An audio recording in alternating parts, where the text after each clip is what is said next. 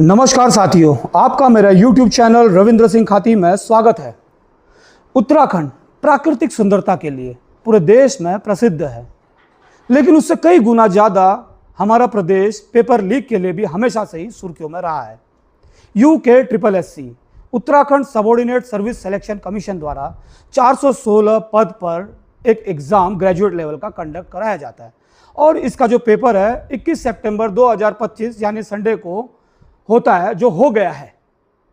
और ठीक एक शाम पहले इसका एक जबरदस्त खुलासा और भंडाफोड़ होता है। हमारे उत्तराखंड बेरोजगार संगठन के अध्यक्ष राम कनवाल जी द्वारा STF को इंफॉर्मेशन दी जाती है कि इसमें कुछ नकल माफिया जो है इस पेपर को खराब करने के प्रयास में है, इस पेपर को गड़बड़ करने के पूरे प्रयास में है, इस भर्ती को पूरी तरीके से जो है साफ स्वच्छ तरीके से नहीं होना देना चाहते हैं। और जो मेन कल्प्रिट है हाकम सिंह रावत और पंकज गौड़, इन दोनों को STF अपने अंडर अपने हिरासत में ले लेती है। एक एविडेंस के साथ, एक प्रॉपर प्लानिंग तहत के साथ हम राम कनवाल जी का दिल की गहराइयों से धन्यवाद देंगे कि उन्होंने पूरे प्रदेश के युवाओं को साफ सुथरी तरीके से एग्जाम कंडक्ट हो, उस पर पूरा उन्होंने फोकस रखा, लेकिन यह संभव नहीं हो पाया। हालांकि उन्होंने उनके अथक प्रयासों से पेपर लीक का भंडाफोड़ तो उन्होंने कर ही दिया। दोस्तों, राम कनवाल जी ने यह भी कहा कि हमारे पास कई एक ऐसे एविडेंस हैं, लेकिन हम बच्चों को डिमोरल नहीं करेंगे, उनको पेपर में जाने देंगे। आइए हम सुनते हैं राम कनवाल जी को। और अगर नकल रोधी कानून के तहत अगर मुकदमा करना है तो राम कनवाल पर करिएगा। सबसे पहले मैं तैयार हूं।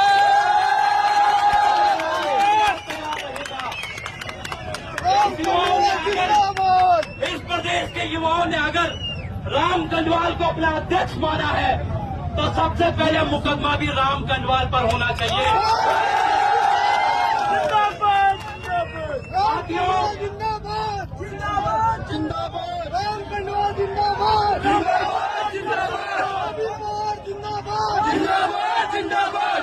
दोस्तों, आपने राम कनवाल जी को भी सुन लिया।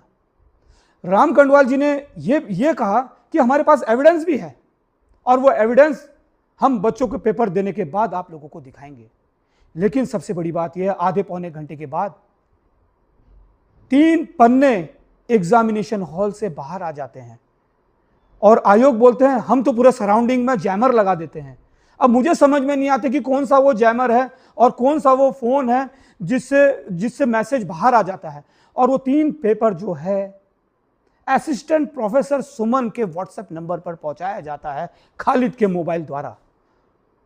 और उस पेपर को साफ तौर पर प्रेस कॉन्फ्रेंस में STF के साथ मिलकर सुमन बताती है कि मैंने ये सॉल्व किया है और इस पेपर को मैंने जिन्होंने मुझे मांगा मैंने वहां दे दिया है। और ये बताती कि नहीं कि मुझे पता नहीं किसने मेरे से ये पेपर मांगा है। तो इससे आप ये लगा सकते हैं कि सुमन भी मेरे हिसाब से संदिग्ध के घेरे में है। क्या उसको पता नहीं चल रहा है कि आज पेपर हो रहा है संडे को और अचानक ये GS का पेपर आ रहा है और मैं सॉल्व करके दे रही हूं? तो दोस्तों, पूरा तंत्र ही मुझे ऐसा लग रहा है शक के घेरे में है।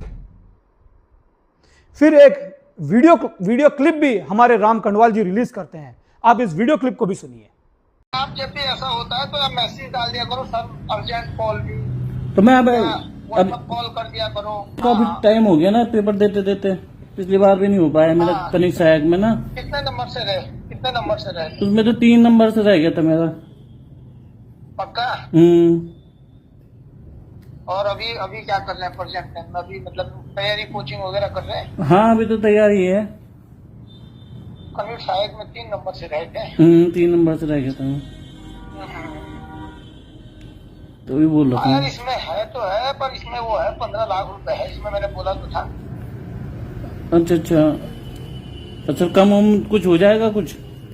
अरे कुछ नहीं है भैया, कम कहा, कम के चक्कर में तो फंस गए थे लोग जब ज्यादा लड़के भरे। कम लड़कों में ज्यादा बजट में। दोस्तों, आपने वीडियो क्लिप सुन लिया होगा। यदि आपको पूरा वीडियो क्लिप सुनना है तो मेरे डिस्क्रिप्शन बॉक्स में भी आप इस वीडियो क्लिप को जो ऑडियो में तब्दील है उसको आप सुन सकते हैं। आयोग के अध्यक्ष गणेश मर्तुलिया जी कहते हैं 3 पन्ने बाहर आने से पेपर लीक नहीं होता है। आप ये बताइए, जितने भी मेरे भाई हैं, ऐसे भी हमारे बेरोजगार भाई होंगे, क्या कोई 0.25 से भी मेरिट में रुका है? दोस्तों, एक एक नंबर नहीं, 0.25 भी नंबर मायने रखता है मेरिट में रुकने के लिए। यहां तो 3 पन्ने बाहर आ गए, जिसमें कम से कम 10 से 15 नंबर के क्वेश्चंस होंगे वो एटलीस्ट। तो कैसे ये पेपर लीक न माने हम? आप ये बताएं, कैसे ये पेपर लीक नहीं है? कहां गया इनका नकल विरोधी कानून? दोस्तों, कहां गया इनका नकल विरोधी कानून? आयोग अब खुल के कह रहा है कि हम इस एग्जाम को रद्द नहीं करेंगे, लेकिन हमें तो केवल यहां पर यह स्पष्ट नजर आ रहा है कि पेपर तो लीक हुआ है, पूरी दाल काली है। दोस्तों, साथियों, आपको क्या लगता है हमारे युवा विषम परिस्थितियों में रात दिन ऐसी कंडीशन में रहकर तैयारी करते हैं? लोग पहाड़ों से प्लेन्स में आते हैं, तराई क्षेत्र हल्द्वानी में आते हैं, देहरादून आते हैं, पॉकेट में उनके पैसे नहीं होते, लेकिन फिर भी स्ट्रगल करके रात दिन मेहनत करते हैं और लास्ट में एग्जाम इस तरीके से होता है। आखिर कौन है इसका जिम्मेदार? क्या यही नकल विरोधी कानून लाए थे? बार बार नकल माफिया 15-15 लाख की बात कर रहे हैं, 15 लाख दो और हम आपका सिलेक्शन कर देते हैं। साथियों, मुझे तो ऐसे ही लगता है कि इन्होंने कई बार, अनेकों बार ऐसी गड़बड़ियां की होंगी और बार बार ये युवाओं की आवाज को दबाने का जो प्रयास कर रहे हैं वो लोकतंत्र के लिए बिल्कुल अच्छा नहीं है। गलत के लिए अगर यदि कोई आवाज नहीं उठाता है तो फिर आप समझ सकते हैं कि हम गूंगे बहरों के अलावा हम कुछ नहीं है। हमारी पूरी मोरल रेस्पॉन्सिबिलिटी, नैतिकता सब की सब खत्म हो जाती है। हमारी आवाज को दबाने का प्रयास कर रहे हैं। यह गवर्नमेंट जो है तानाशाही में उतर चुकी है। दोस्तों, लगातार एक के बाद एक गड़बड़ी कर रही है। 2021-22 में भी आपको याद होगा यूके SSSC में एक बच्चे ने टॉप किया था और उसे जब यूके SSSC का फुल फॉर्म पूछा गया तो उसने बताया नहीं। अब आप लगा सकते हैं कि हमारा यूके SSSC कितना साफ है।